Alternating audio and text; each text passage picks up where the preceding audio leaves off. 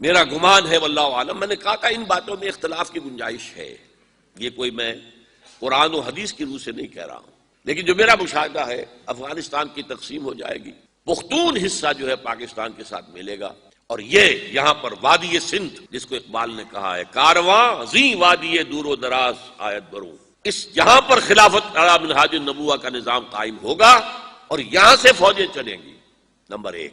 Number دو، عرب کے ریگزار میں 15ویں صدی کے مجدد کا ظہور ہو جائے گا۔ مہدی کو ہم مانتے ہیں مجدد، شیعہ مانتے ہیں 12ویں امام جو چھپے ہوئے، ان کے امام معصوم جو ہے 12، ان میں سے آخری جو ہے وہ چھپے ہوئے ہیں غار میں 1200 برس سے، اور وہ ظاہر ہوں گے، یہ ان کا عقیدہ ہے، ہمارا نہیں ہے۔ ہم سمجھتے ہیں جیسے ہر صدی میں اللہ مجدد بھیجتا رہا، اسی طریقے سے میرے گمان میں 15ویں صدی کے مجدد جو ہے وہ حضرت مہدی ہوں گے، ان کی حکومت جا کر یہ فوج قائم کرے گی، اربوں میں دم نہیں ہوگا، وہ اپنی عیاشیوں کی وجہ سے بالکل کھوکھلے ہو چکے، دولت کی فراوانی اور عیاشیاں۔ یہ بھی سننے میں آتا ہے دروغ برگردن راوی کہ اگر کوئی فوجی قافلہ ان کا چل رہا ہوتا ہے تو وہ بجائے ٹرکوں میں بیٹھنے کے وہ اپنی کاروں میں بیٹھ کے ساتھ ساتھ چلتے ہیں، وہ ٹرک خالی چل رہے ہوتے ہیں، ٹرک کی سختی جو ہے، سخت سیٹ جو ہے برداشت کرنا ان کے بس کا روگ نہیں ہے۔ یطیعون للمہدی یعنی سلطان ہو، اس کی حکومت کو مستحکم کریں۔ پھر حضرت مہدی کی طرف سے شروع ہوگا معاملہ جہاد، اور یہ سارا جو ملک چھوٹ ہم مسلمانوں کے ہاتھ سے نکل گئے تھے یہ واپس لے گیا۔ اس میں ایک کوشچن ہے جو میرے ذہن میں بہت عرصے سے تھا، جس کا کہ جواب اب مجھے سوچا ہے، واللہ عالم، یہ ساری باتیں میں کہہ رہا ہوں میرے گمان ہے، کیسے ہوگا کہ اتنی بڑی طاقت ایٹمک پاورز کے مقابلے میں مسلمان دوبارہ میدان میں آ کر اور جیتتے چلے جائیں؟ میرا گمان یہ ہے واللہ عالم، اس پورے معاملے کا سارا جو ہے ارینا جو ہے وہ ہے مڈل ایسٹ، یورپ، جس میں حدیث میں آیا ہے کہ رومی عیسائی 80 جھنڈوں تلے تم پر حملہ کریں گے اور ہر جھنڈے کے نیچے 12,000 فوج ہوگی، 10 لاکھ۔ اور مجھے حال ہی میں معلوم ہوا ہے کہ آج کل جو ایک ڈویژن ہوتا ہے وہ 12,000 کا ہوتا ہے، تو 80 ڈویژنز آرمی آئے گی۔ لیکن معلوم ایسا ہوتا ہے کہ روس، چائنا، جاپان اور میرے خیال میں انڈیا بھی، یہ نیوٹرل رہیں گے، نمٹ لو آپس میں۔ تو ابراہیمی قوموں کا جھگڑا ہے نا کہ فلسطین کس کا ہے، مسلمان کہتے ہیں ہمارا ہے، یہودی کہتے ہیں ہمارا، عیسائی کہتے ہیں ہمارا، تو نمٹ لو، سیٹل یور سکورز، لیکن کوئی ویپنز آف ماس ڈسٹرکشن استعمال نہ ہو۔ اگر وہ ہوئے تو پھر ہم میدان میں آ جائیں گے۔ میرا گمان یہ ہے کہ ویپنز آف ماس ڈسٹرکشن استعمال نہیں کر سکیں گی مغربی طاقتیں، اور پھر جنگ کے اندر مسلمانوں کے ساتھ جیتنا ان کے لیے ممکن نہیں ہے۔ جن کو موت عزیز ہے، منحصر مرنے پہ ہو جس کی امید نا امیدی اس کی دیکھا چاہیے، اور وہ مرنے کو تیار نہیں ہے۔ وہ تو 40,000 فٹ کی بلندی سے ڈیزی کٹر پھینک سکتے ہیں، نیچے نہیں آئیں گے۔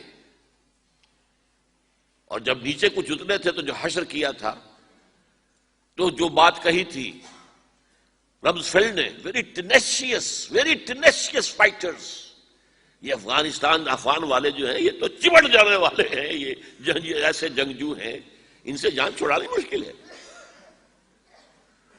جن کے لیے موت سب سے بڑی کامیابی ہے۔ شہادت مطلوب و مقصود مومن نہ مال غنیمت نہ کشور کشائی، مسلمانوں کا مقابلہ کر سکیں گے؟ یہ ہے میرا گمان، واللہ اعلم۔ بہرحال پہلا مرحلہ کسی اجمی ملک میں جو میرے نزدیک پاکستان اور افغانستان پہ مشتمل ہوگا، خلافت کا نظام پہلے آئے گا، پھر یہاں سے فوجیں چلیں گی، حضرت مہدی کی حکومت قائم ہوگی، پھر وہ حضرت مہدی جو ہے وہ جہاد کریں گے، قتال کریں گے، اور اس قتال کے آخری مرحلے پر حضرت عیسیٰ علیہ السلام بھی نازل ہو جائیں گے، اور غالباً ان کے ذریعے سے پھر جتنا الیکٹرانک ان کا حساب کتاب ہے وہ ختم ہو جائے گا۔ حضور نے فرمایا ان کی آنکھوں میں ایسی تاثیر ہوگی، جہاں تک نگاہ جائے گی یہودی پگھل جائیں گے،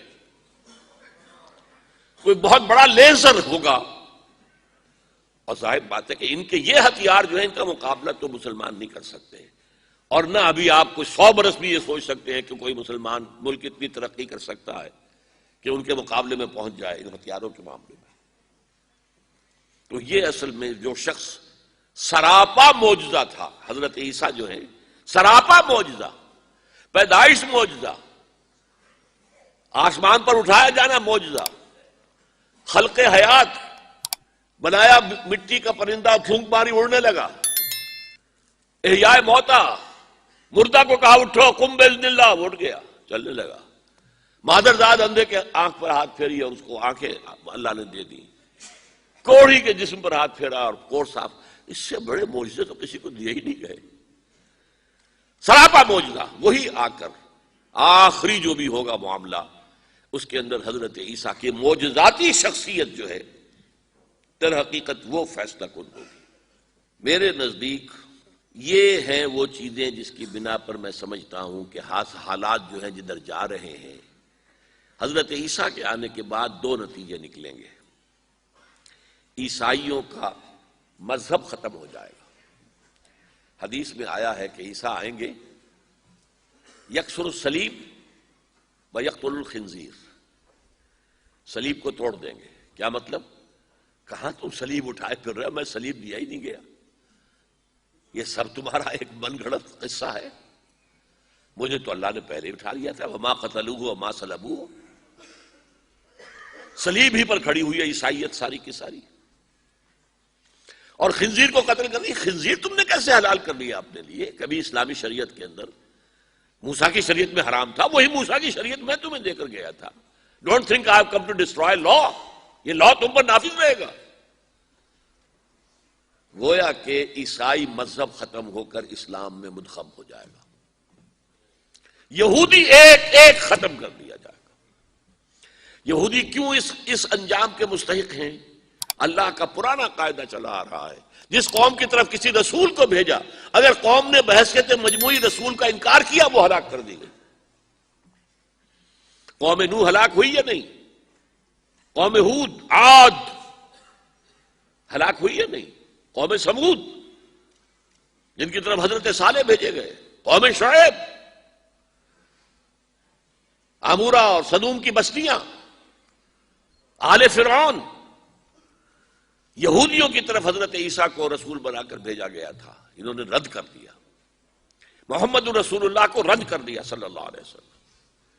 یہ اس سزا کے مستحق ہو چکے ہیں، لیکن وہ سزا ان کا رسول ہی ان کو آ کر دے گا، اسی لیے انہیں اٹھا لیا گیا، ایک پوز آ گیا ہے۔ مستحق تو ہو گئے تھے اسی وقت حضرت عیسیٰ کے زمانے میں کہ ہلاک کر دیے جائیں، لیکن حضرت عیسیٰ کے زمانے میں حضرت عیسیٰ کو اٹھا لیا اور ان کا معاملہ جو ہے وہ ملتوی کر دیا۔